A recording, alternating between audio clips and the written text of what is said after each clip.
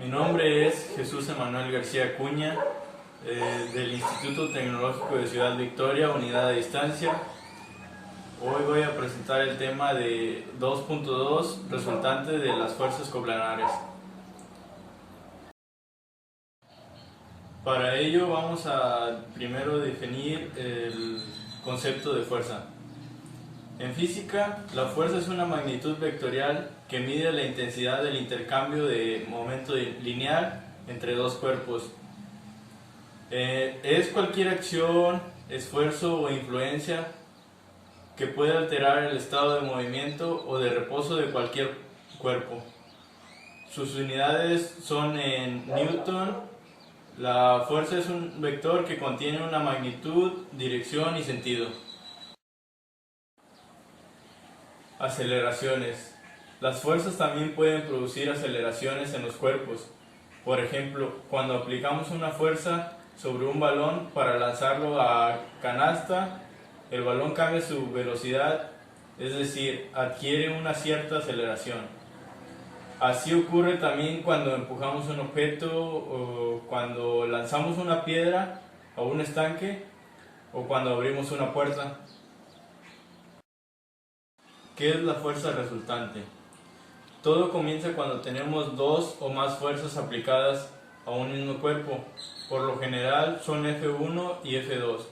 Si las sumamos usando el método del paralelogramo, bastará con prolongar ambas fuerzas, ya que este paralelogramo formado, el vector desde el origen hasta el final se le llamará fuerza resultante y es la suma de F1 y F2.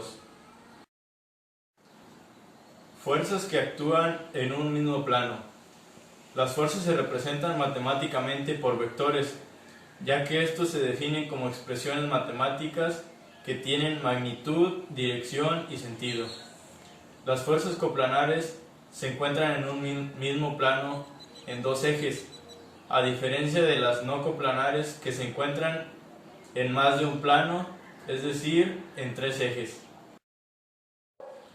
El método del polígono consiste en colocar el origen del vector de la segunda fuerza en el extremo de la primera y sirve para sumar cualquier cantidad de vectores, mientras que el del paralelogramo es útil únicamente para sumar dos vectores. Como lo podemos observar en esta imagen, están los vectores individualmente y ya en el lado derecho están conectados y así se forma la suma. Método del paralelogramo. Este método consiste en dibujar los dos vectores a escala con sus orígenes coincidiendo en el centro del plano cartesiano, es decir, que los dos vectores inicien del punto de origen o marco de referencia. Se trazan paralelas a los vectores, que en el caso pueden ser líneas punteadas, y se obtiene un paralelogramo que viene siendo un polígono de 4 lados con lados paralelos 2 a 2.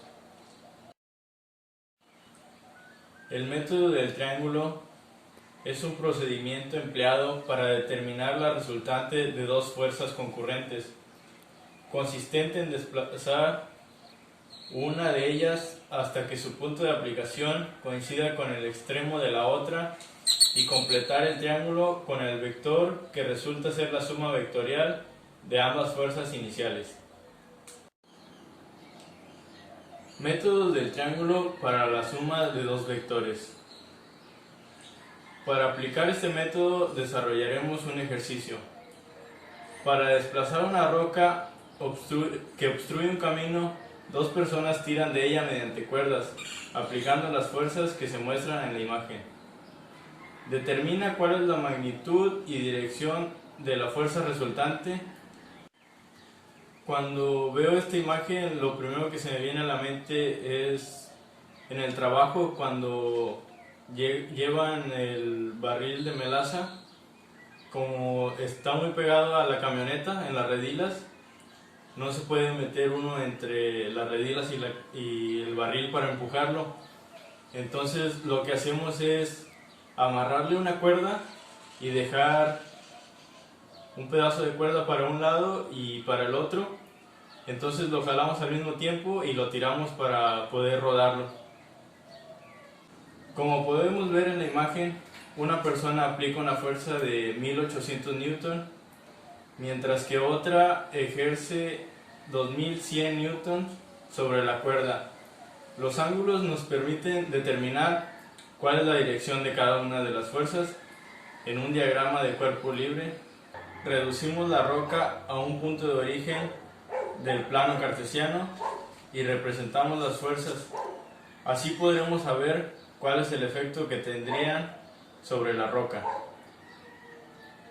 Para aplicar el método y obtener la suma vectorial de las dos fuerzas, es decir, F1 y F2, inicialmente trazaremos una línea horizontal que será la base para representar al primer vector con base en las características indicadas.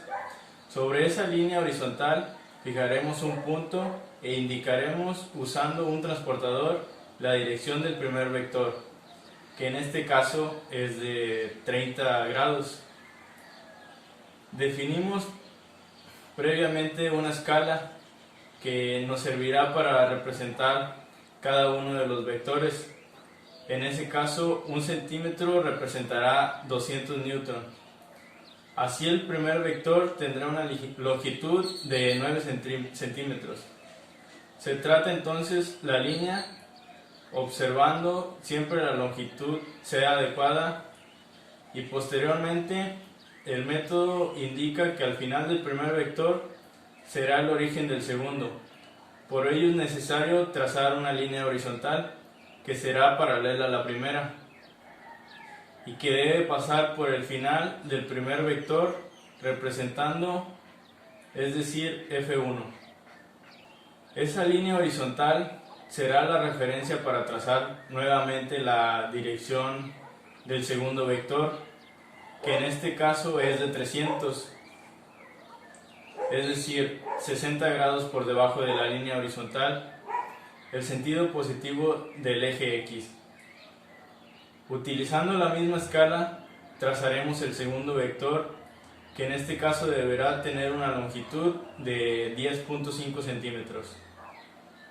Utilizando la regla, trazaremos la recta que representa el vector F2 y que partirá del final del primer vector representado trazándose a través del punto.